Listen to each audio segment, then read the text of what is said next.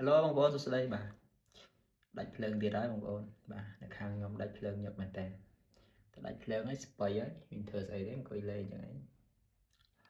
អូខេចឹងបងប្អូនត្រូវការ page ខ្ញុំនៅតែមានលក់បងប្អូនបាទមិនថាបងប្អូនត្រូវការ page CM only បាទមិន only គឺមានទាំងអស់បាទ traffic US page ខ្មែរបាទសម្រាប់យកទៅលក់ឲ្យបាន online ឬក៏ប្រកបអាជីវកម្មផ្សេងៗគឺមានបាទ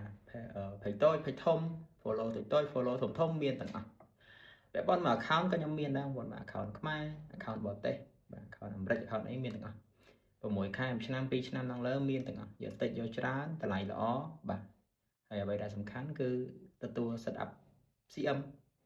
បាទទទួល set up payout នៅតែបន្តទទួលបាទអត់មានខ្លាចថា verify អីទេអត់ទេគឺនៅតែទទួលធម្មតាធានាថាស្រស់ស្អាតខៀវបាទខ្ញុំយល់ហើយបាទហ្នឹងហើយបងប្អូនវីដេអូហ្នឹងគឺមានប៉ុណ្ណឹងហើយដាច់ភ្លើងនិយាយណាស់ចឹងមួយថ្ងៃហ្នឹងដាច់ភ្លើងរហូតមានបានរកស៊ីអីទេបាទពាក់ព័ន្ធនឹងការបង់ភ្លើងឲ្យមានបាត់100រៀលទេតែសេវាកម្មរៀងស្ទើរបន្តិចបាទស្ទើរចិត្តបន្តិចបាទជួបគ្នានៅវីដេអូក្រោយ